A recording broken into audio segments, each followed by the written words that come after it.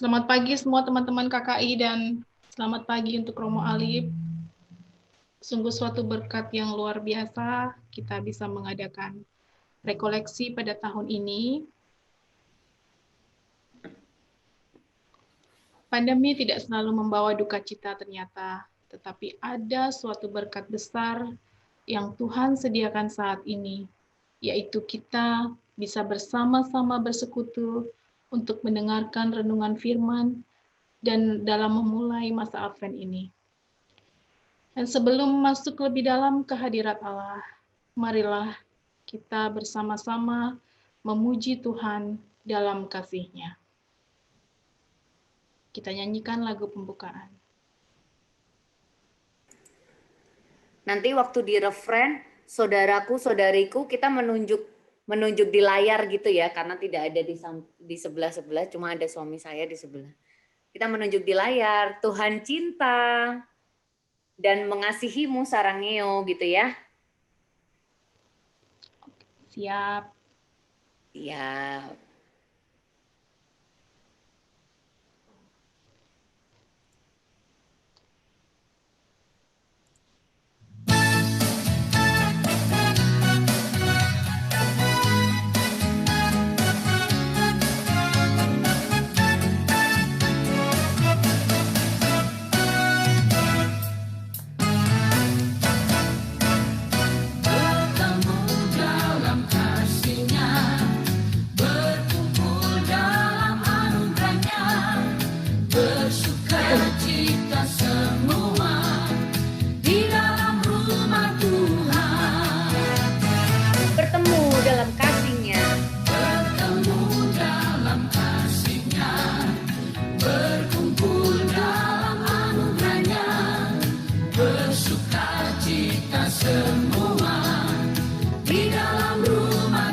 Ya, saudaraku-saudariku, saudaraku dan saudariku, lopet-lopet Tuhan cinta dan mengasihimu.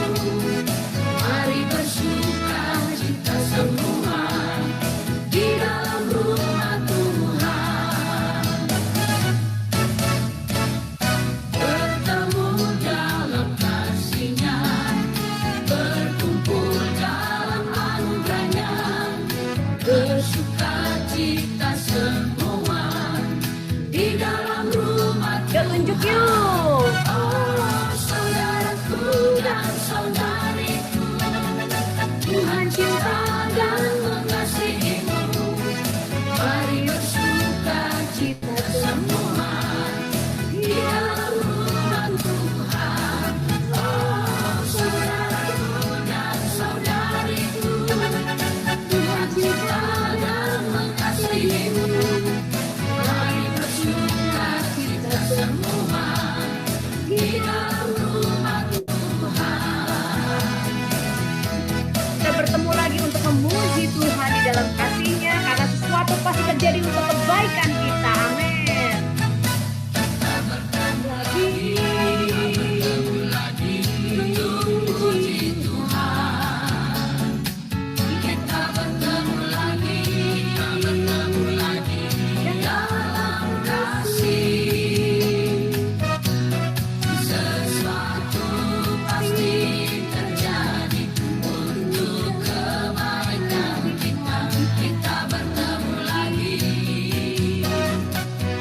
untuk puji Tuhan.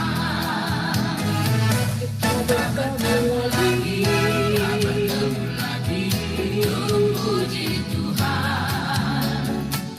Kita bertemu lagi dalam kasih. Sesuatu pasti terjadi untuk kebaikan kita. Kita bertemu lagi untuk puji Tuhan. Kita bertemu lagi untuk puji Tuhan.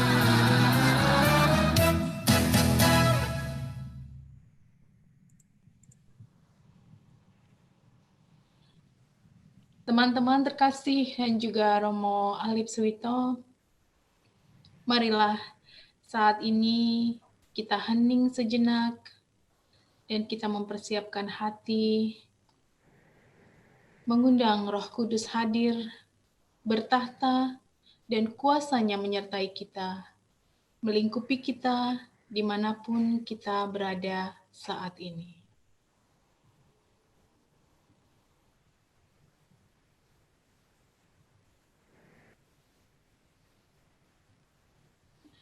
Mari kita buka rekoleksi hari ini dengan tanda kemenangan kita sebagai umat Katolik. Demi nama Bapa dan Putra dan Roh Kudus. Amin.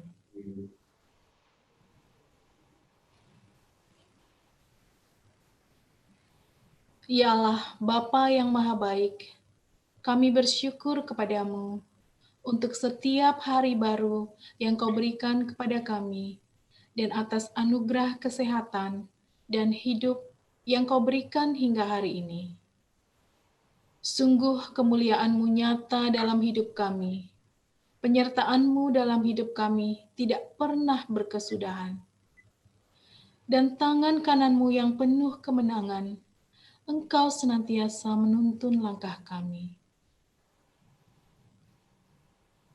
Saat ini, lingkupi kami masing-masing dan kuduskan tempat di mana kami berada saat ini dengan kuasa Roh Kudus-Mu, sehingga kami dapat merasakan hadirat-Mu yang indah saat ini.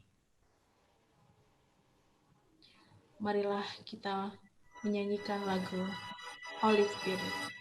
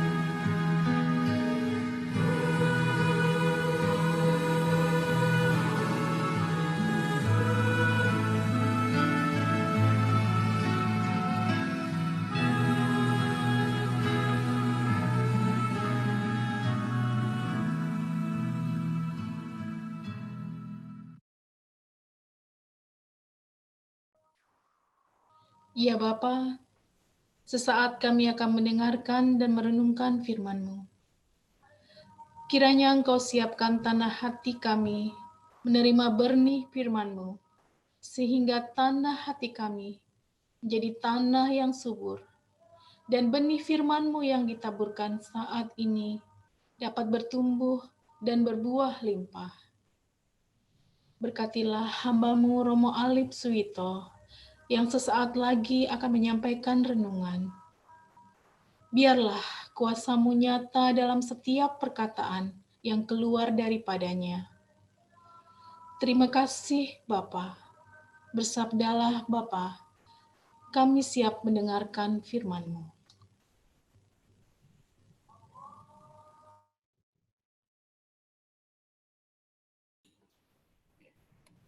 Ibu Bapak, saudara-saudari yang terkasih, malah kita menyiapkan batin kita untuk mendengar dan merenungkan sabda.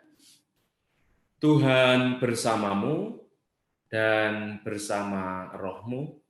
Inilah Injil Yesus Kristus menurut Markus. Dimuliakanlah Tuhan. Markus bab 13 ayat 33 sampai dengan 37. Sekali peristiwa bersabdalah Yesus kepada para murid-Nya, hati-hatilah dan berjaga-jagalah, sebab kamu tidak tahu bila manakah waktunya tiba. Dan halnya sama seperti seorang yang bepergian, yang meninggalkan rumahnya dan menyerahkan tanggung jawab kepada hamba-hambanya masing-masing dengan tugasnya, dan memerintahkan penunggu pintu supaya berjaga-jaga. Karena itu berjaga-jagalah, sebab kamu tidak tahu bila manakah tuan rumah itu pulang, menjelang malam, atau tengah malam, atau larut malam, atau pagi-pagi buta. Supaya kalau ia tiba-tiba datang, jangan kamu didapatinya sedang tidur. Apa yang kukatakan kepadamu, kukatakan kepada semua orang, berjaga-jagalah. Demikianlah Injil Tuhan. Terpujilah Kristus.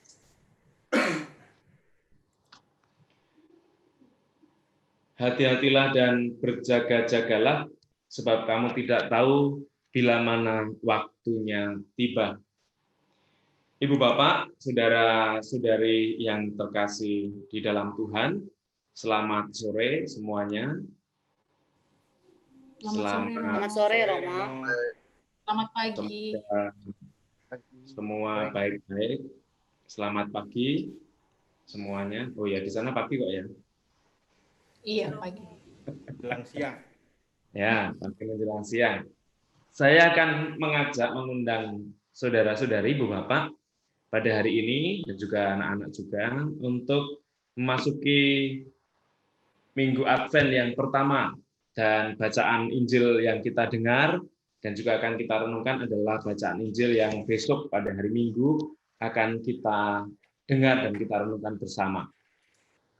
Tema yang kita renungkan pada hari ini, temanya adalah berjaga-jagalah. Sebab kamu tidak tahu bila mana waktunya tiba. Berkaitan dengan masa Advent, atau dalam bahasa Latin itu Adventus, berarti menanti, menunggu, atau penantian. Maka pada masa Advent, kita bersama-sama diajak untuk menantikan kelahiran Tuhan kita, Yesus Kristus. Seperti halnya dalam situasi keluarga, seorang ibu atau calon ibu yang akan melahirkan, pasti suaminya salah satunya adalah berjaga-jaga. Ini saya menggambarkan suami yang ideal, suami yang baik. Kenyataannya seperti apa, saya tidak tahu karena saya tidak mengalaminya. Maka nanti silahkan berbagi sendiri berkaitan dengan kata berjaga-jaga itu. Tetapi saya membayangkan bahwa dalam sebuah keluarga ketika akan ada kelahiran baru, masing-masing bapak ibu, pribadi-pribadi, suami maupun istri, pasti bersiap-siap ketika anaknya mau lahir. Apapun itu kegiatannya. Entah membeli ini dan itu, membuatkan ruangan, mencari pakaian untuk bayi dan sebagainya. Semua itu dilakukan untuk mempersiapkan kelahiran anak yang pertama atau anak yang berikutnya. Suami maupun istri pasti saling berembuk dan berdiskusi, bersiap-siap untuk menyambut kelahiran anak tersebut. Maka konsep Advent itu juga konsep yang seperti itu sebenarnya. Maka kalau hari ini kita mendengar kata berjaga-jaga, dan nanti juga kita berharap masing-masing pribadi punya pengalaman lalu mencoba untuk berbagi, kita bersama-sama diajak pada bacaan Injil Markus bab 13 ayat 37 sampai dengan 33 sampai dengan 37 itu sangat syarat dengan kata berhati-hatilah, berjaga-jagalah. Bahkan kalau tadi kita dengar itu ada kurang lebih 4 kali dikatakan oleh Yesus berjaga-jaga. Jadi ini Injil yang tadi kita baca, saya mencoba untuk memberi penegasan bahwa apa yang kita renungkan hari ini oleh Yesus memang diulang-ulang di dalam Injil Markus ini. Berjaga-jagalah, sebab kamu tidak tahu waktunya, kemudian masing-masing dengan tugasnya memerintahkan penunggu pintu supaya berjaga-jaga. Karena itu berjaga-jagalah, sebab kamu tidak tahu bila mana tuan rumah pulang, dan kukatakan kepada semua orang, berjaga-jagalah. Kata kunci yang kita renungkan berjaga-jaga ini oleh Yesus sendiri diulang sebanyak 4 kali dari satu perikop ini. Apa yang sebenarnya mau disampaikan Yesus kepada kita dengan kata berjaga-jaga?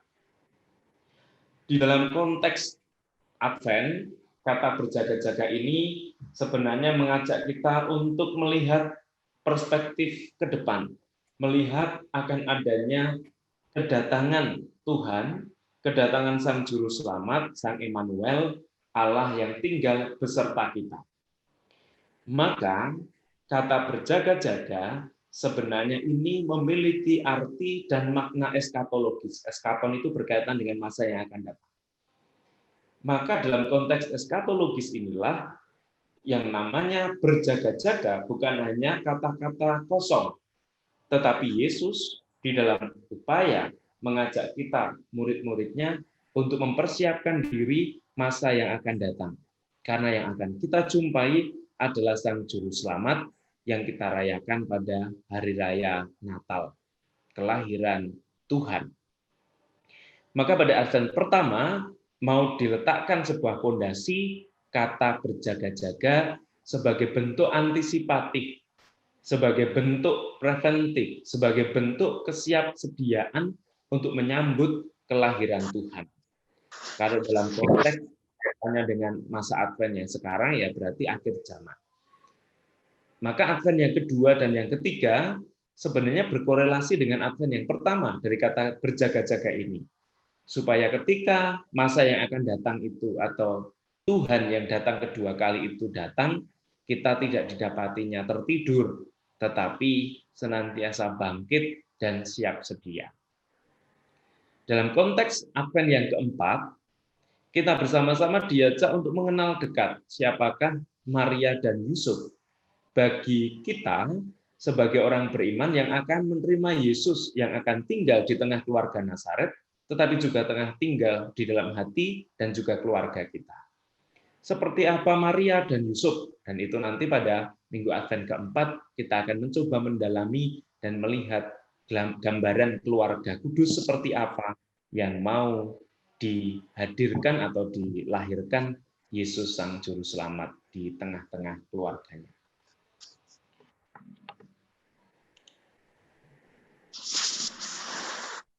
Hari Rabu yang lalu saya sempat memberikan sebuah pertanyaan melalui Mbak Ika, Bu Ika, apakah sudah direnung-renungkan, apakah sudah dicoba untuk dikerjakan, karena ini ujian, hari ini ujiannya.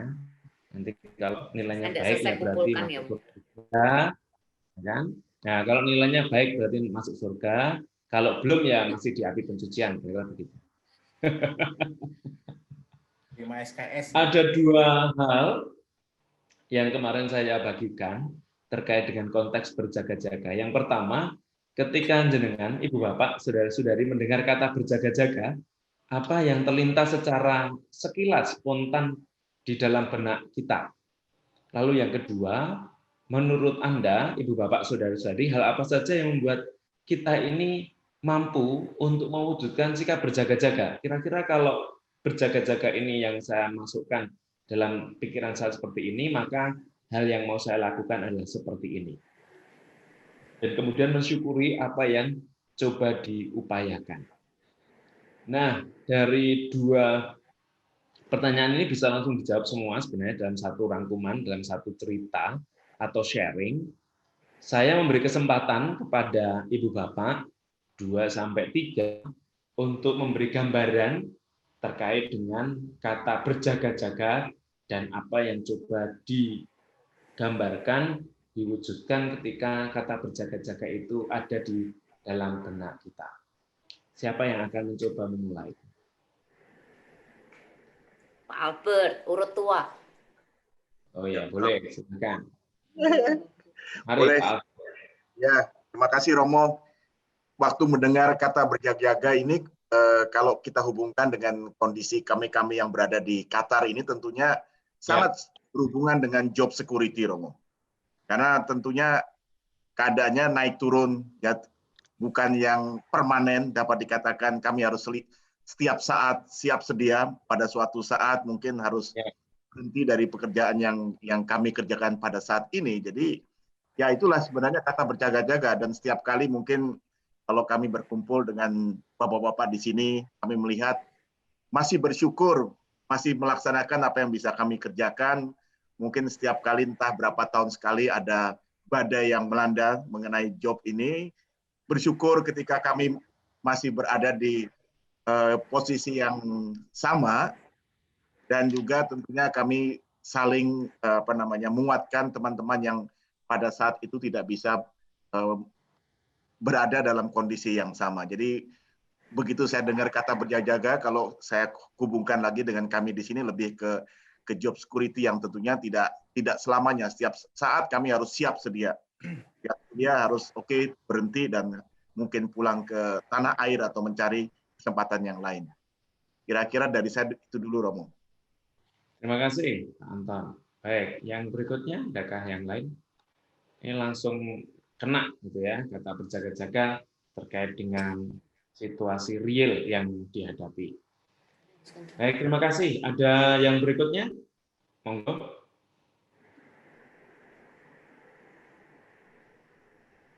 Saya Romo. Oh ya, mari. Yang terlintas dalam pikiran saya, kalau berjaga-jaga itu meninggal, Romo. Jadi Meninggal, intinya, ya. Jadi intinya kalau saya berjaga-jaga itu adalah bahwa saya harus berbuat baik, menjalankan semua perintah Tuhan, karena saya harus berjaga-jaga setiap saat, kapan saja saya akan dipanggil. Oke. Berarti terkait dengan saat kematian gitu ya. Betul, Romo. Ya, baik. Terima kasih.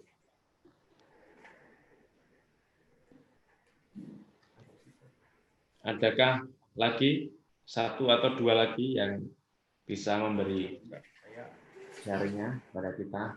Oke, saya Romo. Baik, mari.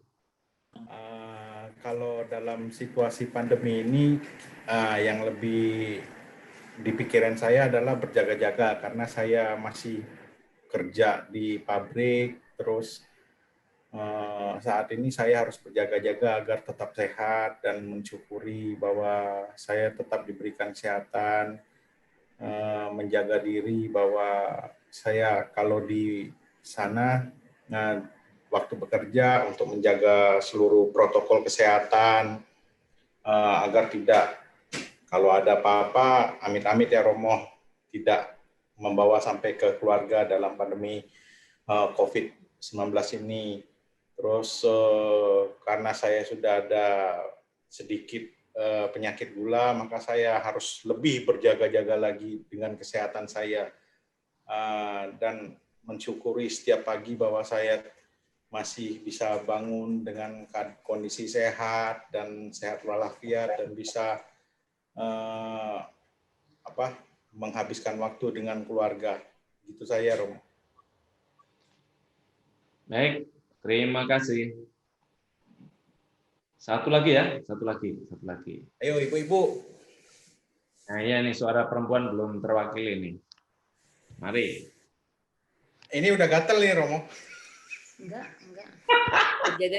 Berjaga-jaga supaya kita tidak tergoda oleh Black Friday, Romo.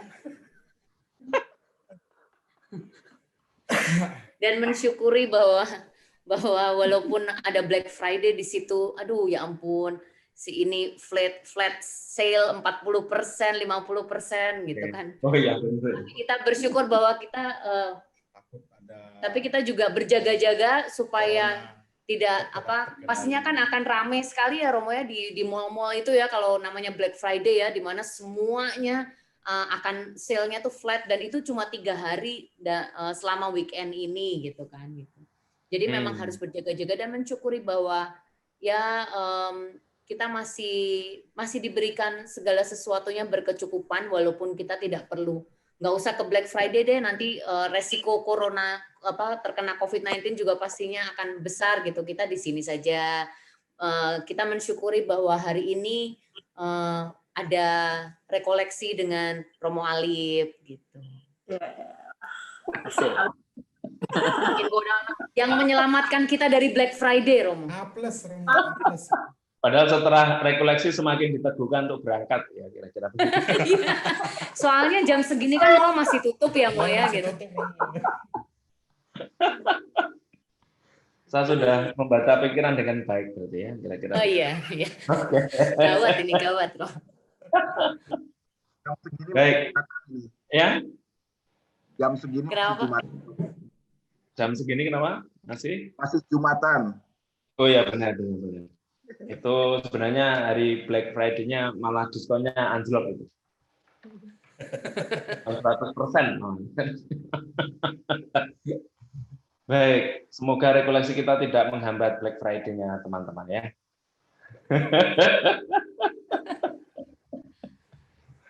Baik, Ibu Bapak, saudara-saudari sudah ada beberapa gambaran terkait dengan kata berjaga-jaga dan mencoba mengupayakan hal itu bentuknya semakin konkret, jelas. Tadi diungkapkan yang pertama terkait dengan badai job, di mana ada ketidakjelasan, ada situasi-situasi ambang batas, tadi dikatakan dengan meninggal, di saat-saat kita berada dalam kondisi terminal. Terminal itu antara hidup ya belum tentu, mati kok kelihatannya mau ke sana, itu situasi terminal. Kalau dalam bahasa teologi, adalah saat di mana orang berada pada ambang batas antara kekuasaan yang ilahi menjadi semakin besar, kemanusiaan kita menjadi semakin kecil. Itu adalah situasi ambang batas dan tadi dikatakan dengan meninggal atau hari terakhir. Dan juga kaitannya dengan situasi pandemi, memang orang diajak untuk merefleksi lebih dalam tentang arti hidup dan juga persis soal kesehatan. Tampaknya sehat itu harganya paling mahal di dunia selain waktu. Barang yang paling mahal itu kan satu waktu, karena kita nggak bisa membeli waktu, itu mahal sekali. Dan yang kedua, salah satunya adalah soal kesehatan. Dan kita nggak bisa membeli kesehatan. Ketika kita sudah drop, semakin drop, nah kita juga harapannya dalam situasi seperti ini, tadi kata berjaga-jaga menjadi lebih istilahnya berdengung, bergema, menjadi lebih besar. Dan yang terakhir soal bagaimana kata cukup tadi dimaknai sebagai bagian dari berjaga-jaga. Sehingga berjaga-jaga bukan hanya soal sikap waspada, berdiri, menunggu sesuatu, tetapi bagaimana dalam kata berjaga-jaga ini orang diajak untuk berkreasi, meng-create hidupnya, sehingga kata berjaga-jaga yang 4 kali disampaikan dalam Injil Markus tadi sungguh-sungguh membantu meng-create hidup kita sampai pada kedatangan Tuhan dalam konteks Advent ini. Nah, terima kasih atas sharingnya, nanti kita akan perdalam lebih lanjut.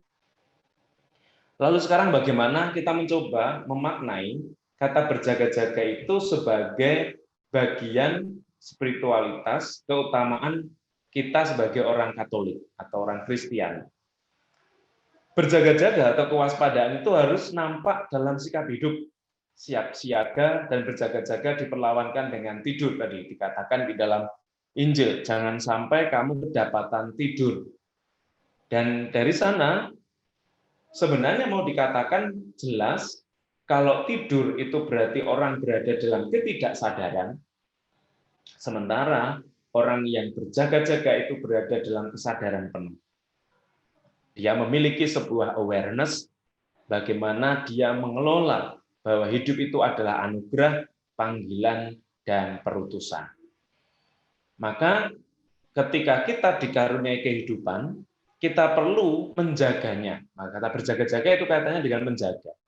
Bagaimana menjaga kondisi situasi hidup kita ini tetap berada dalam kondisi yang sesungguhnya, seperti yang Tuhan mau, seperti yang Tuhan kehendaki. Sehat tentu dalam konteks fisik maupun batin maupun pikiran yang kita miliki. Dan dari sana kita diajak setiap dari kita dengan mendengar, melihat, melakukan kehidupan yang penuh dengan kesadaran, kendati kita diberi begitu banyak atau dibanjiri iklan yang menawarkan kemudahan, kenikmatan, membuat hati kita tumpul, kita ini diajak untuk sadar betul bahwa kondisi saat ini, situasi akhir-akhir ini, kalau tidak kita sadari betul, membawa kita untuk sampai pada perlahan-lahan tadi, membuat kita dininabubukkan, tertidur, sehingga kehilangan cita rasa keilahian dan keabadian. Maka tadi ketika kita ketemu dalam situasi-situasi hidup kita berada dalam kondisi ambang-ambang batas, ada begitu banyak iklan yang bertebangan. Sekarang pun ketika kita memegang handphone, ada begitu banyak barang yang berseliweran di dalam handphone kita. Kita nggak usah pergi kemana-mana, maka sebenarnya nggak usah pergi ke mall, Black Friday tetap jalan kok, bisa dari handphone gitu sebenarnya. Kalau dikatakan, artinya sampai kapanpun tawaran, iklan, berbagai macam hal terkait dengan dunia ini selalu datang dan pergi. Tinggal catatannya, kata berjaga, waspada, bagaimana kita yang dikaruniai hidup yang adalah panggilan, perutusan, dan anugerah itu akhirnya membawa kita untuk semakin menyadari bahwa kita kalau tidak waspada, jika tidak hati-hati, dinabubukkan dengan berbagai macam situasi kehidupan. Sehingga nilai cita rasa, keilahian, dan keabadian yang sebenarnya Tuhan anugerahkan kepada kita menjadi perlahan-lahan tergerus. Paus merumuskan 3 gejala dunia yang sekarang yang bisa menumpulkan hati nurani kalau kita tidak waspada dan berjaga-jaga, yakni materialisme, sekularisme, dan ateisme. Materialisme bukan pertama-tama soal orang mempunyai ini dan itu, saya rasa bukan itu pertama-tama. Tetapi menjadikan berbagai macam materi itu sebagai tujuan hidup. Kalau itu yang terjadi, kita disorientasi. Kita harus bertobat. Maka salah satu undangan pada masa Advent adalah pertobatan. Berjaga-jaga berarti juga waspada, tidak tidur secara keilahian kita, keabadian yang Tuhan berikan kepada kita, tetapi kita tetap berusaha untuk aware, untuk sadar, dan tempatkan materi berbagai macam di dunia ini bukan tujuan, tetapi sarana, tools saja. Kalau itu yang kita tempatkan dan tujuan kita akhir adalah Tuhan, maka ya sudah tepat. Kendati materialisme berjalan di dunia ini, kita tetap pada track, pada rel, pada jalan yang benar dengan Tuhan. Yang kedua, sekularisme. Sekularisme, sekulum, mendunia. Artinya apa? Ada pergeseran, kalau yang sekarang itu dalam dunia filsafat itu adalah postmodern. Istilahnya begitu. Jadi sudah tidak lagi postmodern, posmo, tetapi postmodern. Artinya apa? Bahwa sekarang dunia ini kembali menjadi relatif. Yang semula mutlak, kini direlatifir. Menjadi hal yang relatif lagi. Salah satu adalah tentang bagaimana situasi dunia yang pernah kemarin menjadi bahan obrolan di antara kami para imam. Itu adalah celetukan Paus yang kemudian dipelintir bagaimana Paus sebenarnya ingin memanusiakan mereka yang buat keputusan menikah sesama jenis. Ya kan, kita dengar ya. Dan itu kemudian dihantam begitu banyak oleh media karena dipelintir seolah-olah Paus itu menyetujui pernikahan sesama jenis. Padahal bukan itu maksudnya. Bagaimana mereka orang yang terpinggir karena keputusan hidup itu yang kemudian mau direngkul dari sisi kemanusiaan. Bukan soal perkawinannya. Maka Paus pun dalam situasi ini juga ingin menempatkan mereka yang membuat keputusan atas dasar dunia ini akhirnya juga tidak ditinggalkan, tetapi justru dirangkul. Dan tentu ateisme. Ateisme dalam hal ini bukan hanya soal tidak bertuhan, bukan itu pertama-tama, tetapi dunia yang semakin ateisme adalah dunia yang semakin menyadari, manusia yang semakin menyadari bahwa aku bisa melakukan segala sesuatu, maka aku tidak membutuhkan Tuhan, bahkan orang lain. Kalau itu yang terjadi, ya kita harus waspada. Maka ateisme bukan pertama-tama hanya soal religiusitas, bukan soal keagamaan. Karena orang yang beragama pun bisa menjadi kedok, bagaimana dia juga menjadi orang yang tidak bertuhan. Mengandalkan segala cara, kendati dia beragama, untuk membunuh orang dengan nada agama. Itu juga sebenarnya dalam ruang ateisme. Maka orang yang teis, theos, artinya Tuhan, yang memiliki Tuhan berarti dia kendati berupaya mengkreasi hidup ini, berjaga-jaga dalam kata Tuhan tadi, dia mencoba untuk mengkolaborasikan bagaimana hidupnya itu semua menjadi semakin sempurna, bukan karena dirinya sendiri, tetapi karena Tuhan yang mencintai dia, memberi aneka macam anugerah, termasuk tadi kesehatan, kesempatan, pekerjaan tadi, bagaimana juga orang menganugerahkan hidup supaya hidupnya bisa di-create hari demi hari.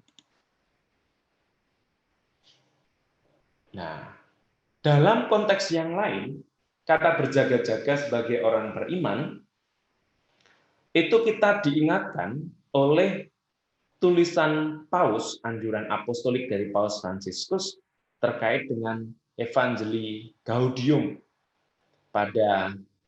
yang dirilis pada tanggal 23 November 2013, di mana dikatakan bahwa beliau mengingatkan gereja adalah komunitas para murid yang berciri misioner. Misioner berarti dia tidak hanya berkungkung pada diri sendiri, tapi berpikir ke depan. Tadi yang saya bilang sebagai cara kita seperti menghayati Advent. Ini adalah kaitannya dengan masa yang akan datang. Dan dalam ini diajak untuk mau pergi keluar, mencari mereka yang telah meninggalkan kawan. Dan gereja mesti terlibat di dalamnya, kendati harus lelah, kotor, terluka, dan memar. Evangelii Gaudium, artikel 49. Dalam hal ini apa yang mau saya sampaikan? Orang yang berjaga-jaga, tadi diungkapkan dalam Injil Markus, dia diharapkan tidak hanya berkutat pada apa yang dia senangi, berkutat pada diri sendiri, berkutat dengan yang terpenting aku ketika Tuhan datang, aku siap. Bukan hanya itu. Tetapi kesiapsediaan dan berjaga-jaga bersifat ke dalam, tetapi juga keluar. Ad intra dan ad extra. Artinya, orang yang berjaga-jaga ke dalam bahwa dia selalu membangun kesadaran, dia selalu membangun keyakinan, dia selalu membangun kesiapsediaan bahwa Tuhan kapanpun datang, terlebih ketika kita berada dalam situasi terminal, antara mau mati atau mau hidup. Kita tidak bisa membuat keputusan apapun atas hidup ini. Tetapi kita harus menjalaninya. Dan dari sana kita diajak untuk juga berani keluar. Berani keluar berarti membangun sapaan-sapaan kepada mereka yang dalam kondisi yang kalau dalam bahasa gereja Katolik itu kecil, lemah, miskin, tersingkir, dan difabel. Mereka adalah wajah Tuhan, dan dari sana kita diundang untuk membangun kreativitas hidup, berjaga-jaga. Sehingga kendati kita dituntut oleh Tuhan berjaga-jaga, bukan hanya pertama-tama diri sendiri, tetapi kita juga mengajak orang di sekitar kita untuk berjaga-jaga. Dan orang yang miskin, jangan salah. Saya suka dengan kata-kata Mother Teresa, Santa Teresa dari Kalkuta itu, dia mengatakan begini, orang yang miskin itu adalah orang yang defisit afeksi dan kekurangan kasih sayang. Maka bahasa miskin oleh Mother Teresa diperluas, bukan hanya soal materi, tetapi hati dan budi. Maka kalau ada di antara sekitar kita sedang mengalami defisit kasih sayang, defisit kekurangan cinta kasih, di sanalah tempat kita menabur kata berjaga-jaga sebagai keutamaan. Maka ajakan Paus kali ini, ketika kita membangun spiritualitas berjaga-jaga dalam konteks Advent, kita diajak untuk berani keluar, berani lelah, berani kotor, berani terluka dan memar. Dan tentu ini tidak hanya soal yang fisik, tetapi betul-betul jiwa kita tiada lelah untuk terus-menerus menganugerahkan cinta kepada orang lain. Terlebih suami, istri, dan pribadi-pribadi yang ada di sekitar kita. Kalau itu dikerjakan, berarti kata berjaga-jaga bukan hanya milik diri sendiri, tetapi sudah saya bagikan kepada orang lain. Lalu kata berjaga-jaga ini bagaimana dihayati? Ada seorang imam namanya Henry Nouwen dalam sebuah buku berjudul Bayern of Mirror. Di sana dikisahkan tentang bagaimana hidupnya itu berubah total ketika dia mengalami kecelakaan dan bisa disembuhkan kembali. Dia berada di ambang batas.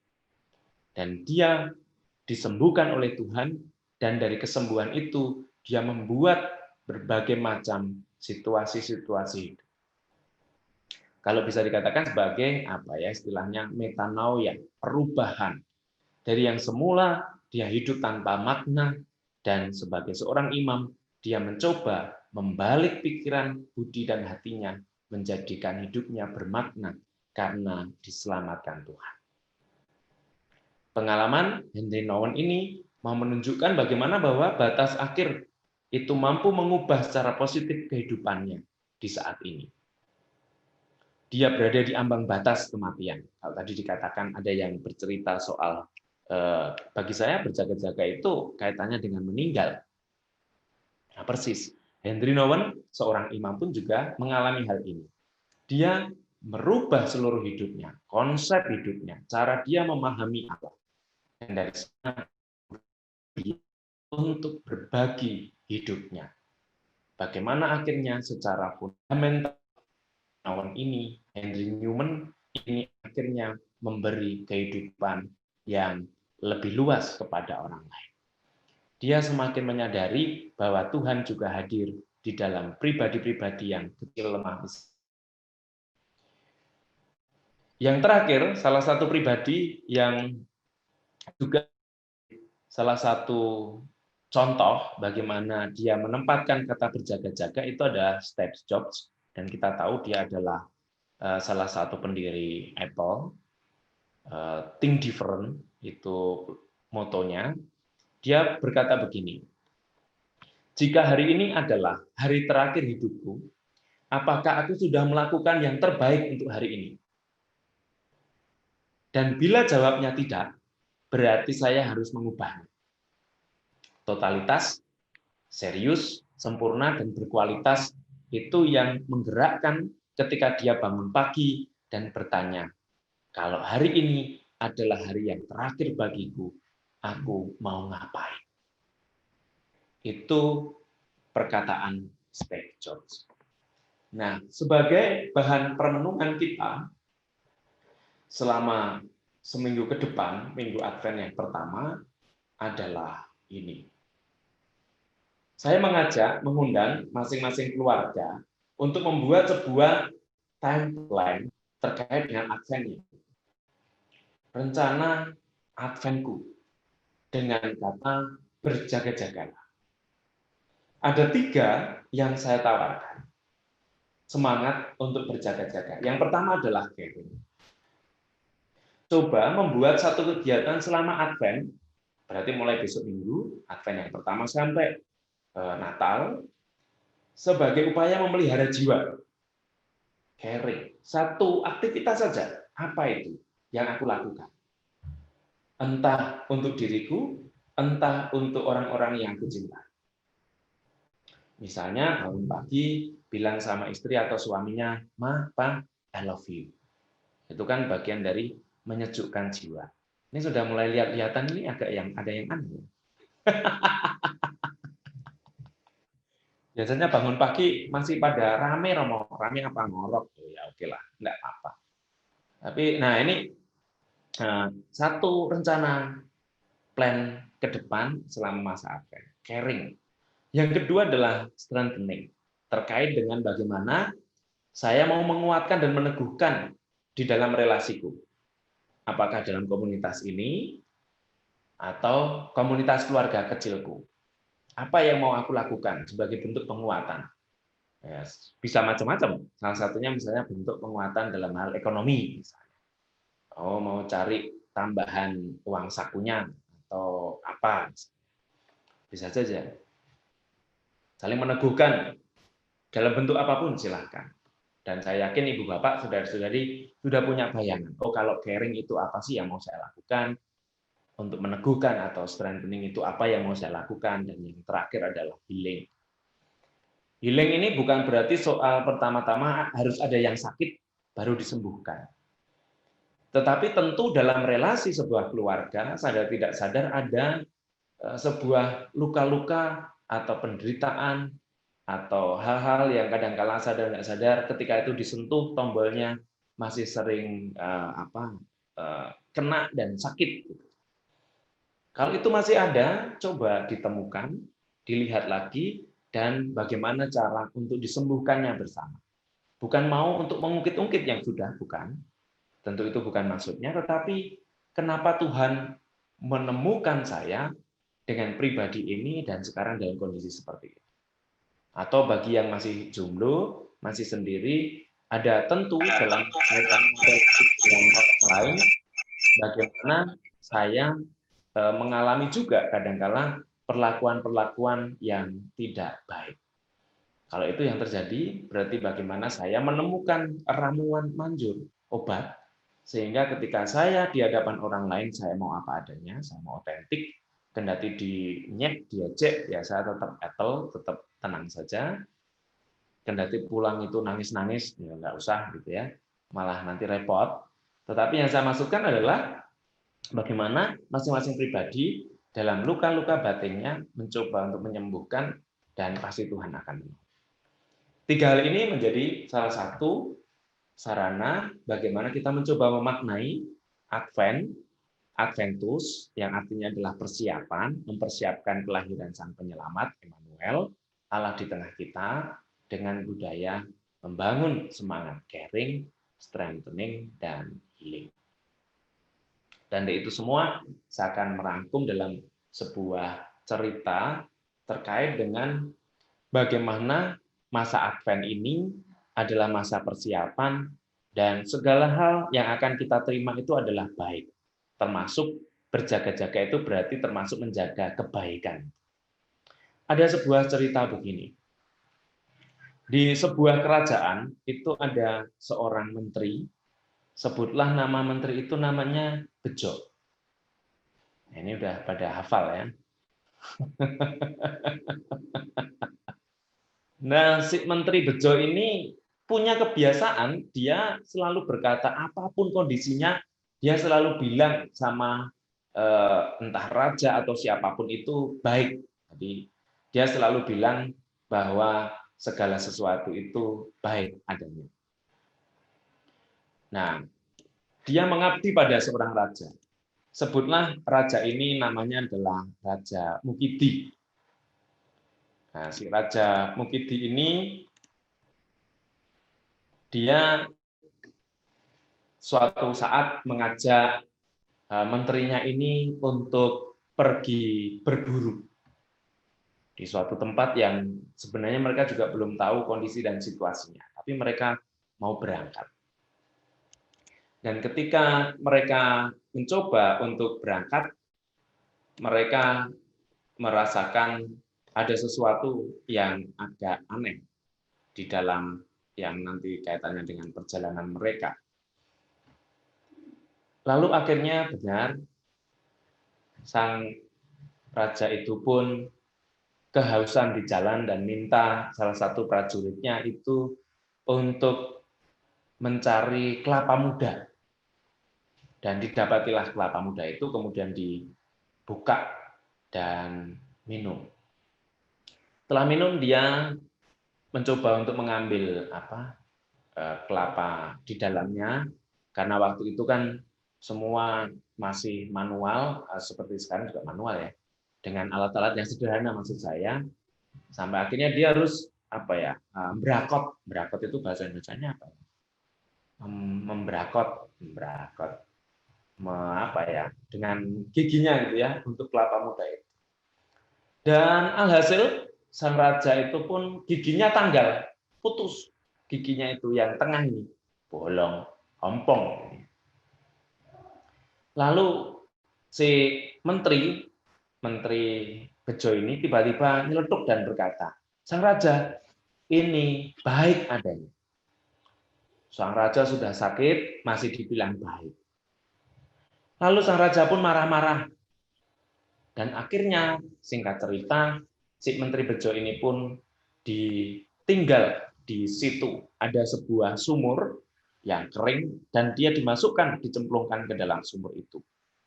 Karena rajanya ini mangkel, dia sudah kesel dengan apa yang dikatakan oleh menteri. Kenapa?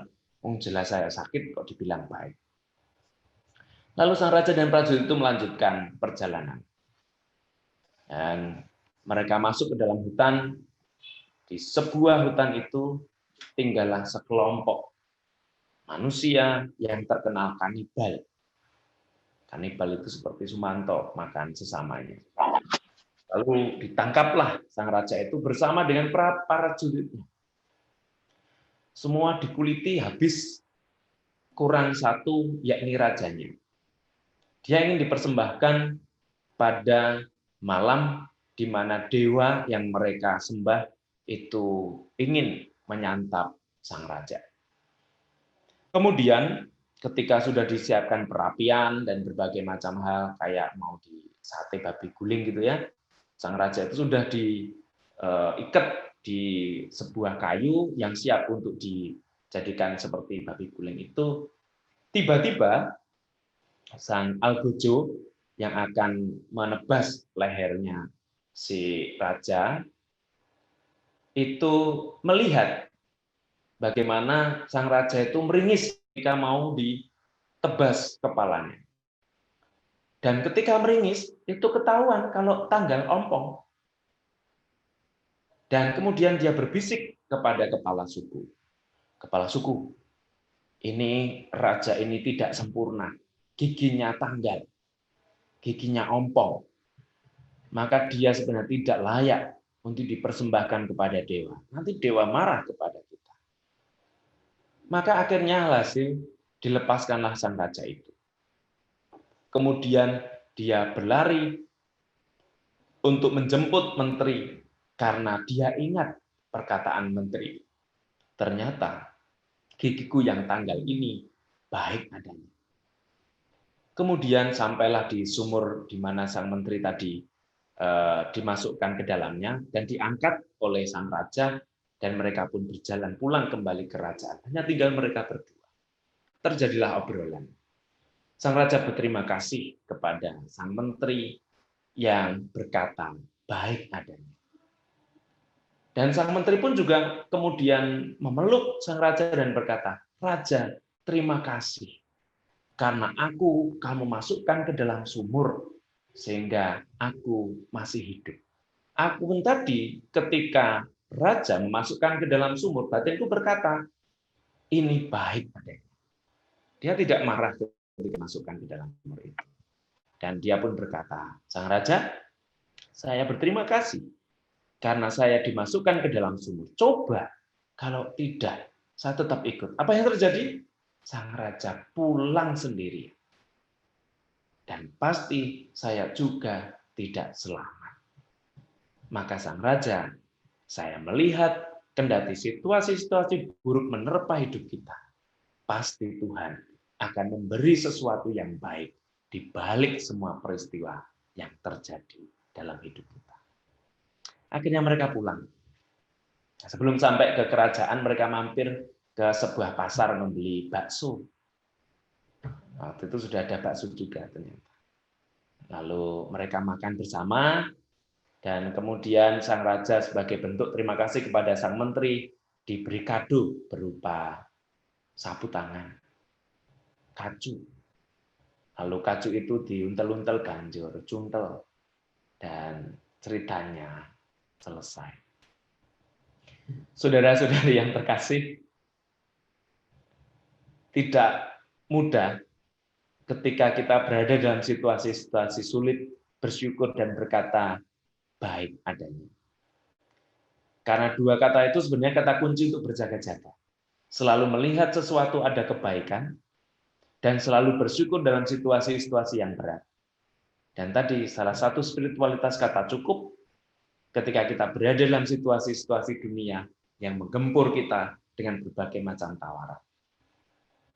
Maka undangan untuk mempersiapkan diri memasuki masa Advent dengan berjaga-jaga berarti kita diajak untuk mudah bersyukur, melihat segala sesuatu dari kacamata Tuhan karena ada kebaikan di dalamnya, dan kita tidak mudah untuk menyerah atau mengeluh. Dan dari sana kita diundang untuk melihat segala peristiwa hidup kita dari tiga hal yang coba kita bangun selama masa Advent ini dengan caring, strengthening, dan healing yang coba kita bangun dalam kehidupan bersama di tengah-tengah keluarga. Semoga ibadat kecil pada masa Advent ini meneguhkan kita. Dimuliakan Tuhan, kini dan sepanjang segala masa. Amin.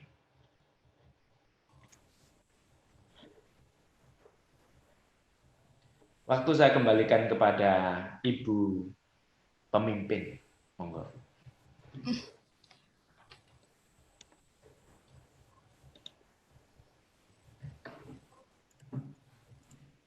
Terima kasih banyak Romo Alif atas renungannya untuk kami semua rekan-rekan KKI. Ada satu kalimat tadi yang menarik buat saya yang tadi Romo renungkan, yaitu jika hari ini adalah hari terakhir bagiku, apakah aku sudah melakukan yang terbaik dalam hidup ini? Jadi kalimat ini mengingatkan bagi kita semua untuk senantiasa berjaga-jaga, tetap waspada.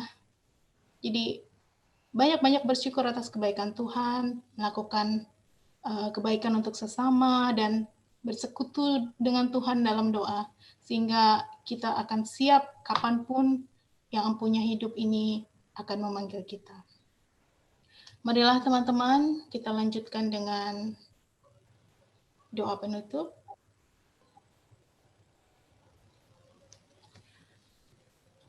Allah Bapa yang Maha Kuasa, kami berterima kasih atas rahmat dan anugerah yang Kau limpahkan sepanjang rekoleksi ini. Terima kasih karena Engkau kirimkan hamba-Mu, Romo Alif, untuk membimbing kami pada hari ini. Semoga firman dan renungan yang telah disampaikan hari ini dapat menjadi pedoman yang menuntun langkah kami dalam keseharian kami. Kami juga mau berdoa untuk hamba-Mu, Romo Alif Suwito, dalam setiap pelayanan dan tugas pengembalaan yang Kau tetapkan untuknya. Kiranya hikmat dan kebijaksanaan-Mu selalu menyertai langkah pelayanannya, sehingga Romo Alif dapat senantiasa menjadi berkat dan perpanjangan tangan-Mu untuk menjangkau lebih banyak jiwa-jiwa yang haus akan tuntunan firman dan kasih-Mu. Semua ini kami mohonkan dengan perantaraan Bunda Maria, Bunda Tuhan kami, dan dalam persatuan dengan Putra-Mu terkasih, Yesus Kristus, Tuhan dan Juru Selamat kami. Amin. Amin.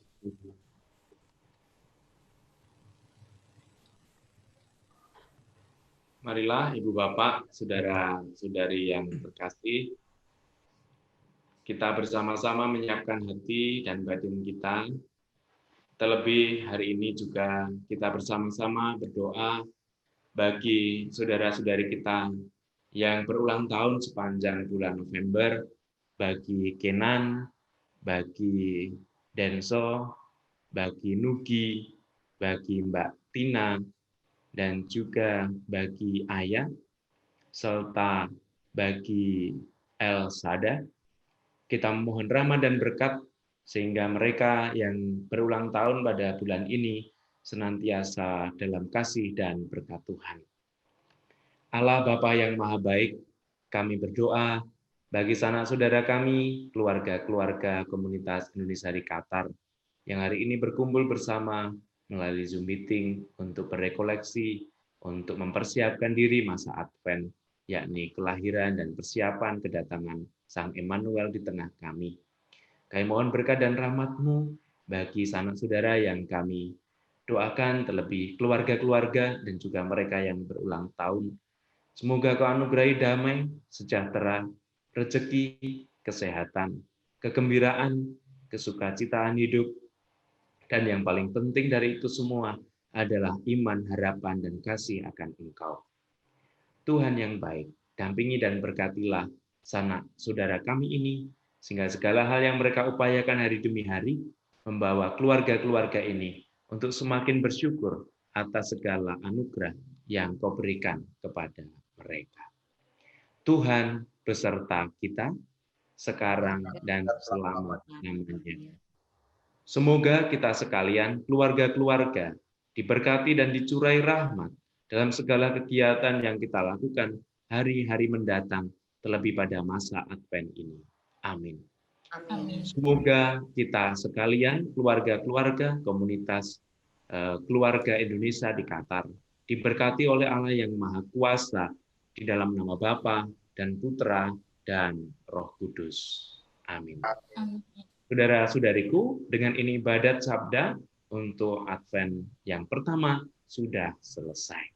Syukur kepada Allah. Kita pergi diutus mewartakan kebaikan Tuhan. Amin. Amin. Kita lanjutkan dengan lagu penutup.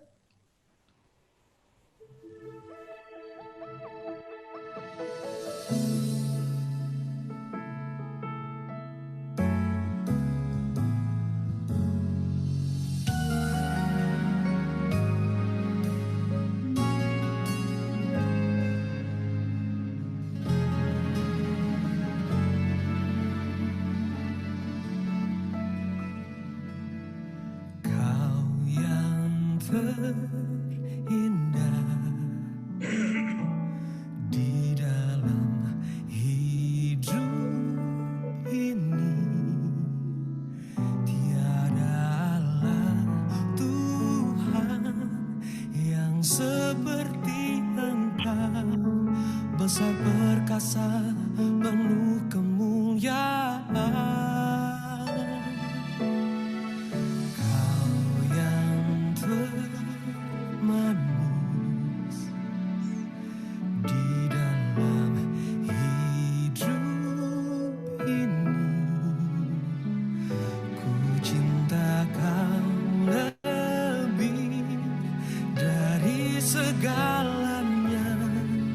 Besar kasih setiamu kepadaku, ku sembah Kau ya Allahku, ku tinggikan nama-Mu selalu, tiada lutut tak bertelut,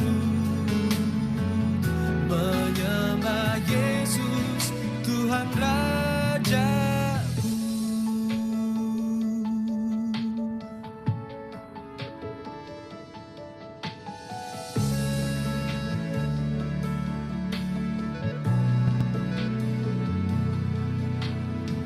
Kau yang termanis di dalam hidup ini, ku cinta Kau lebih dari segalanya, besar kasih setiamu kepadaku, ku sembah Kau ya Allahku, ku tinggikan nama-Mu selalu, tiada lutut tak bertelut, menyembah Yesus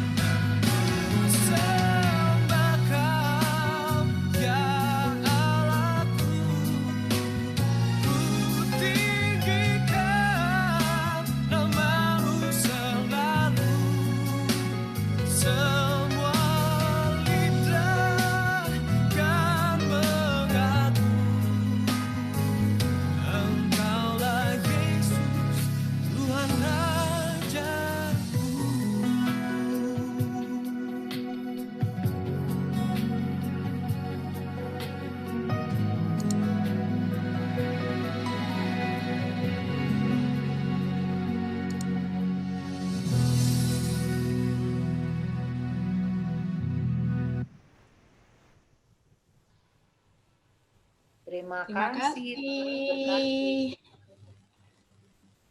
Makasih Romo Alif.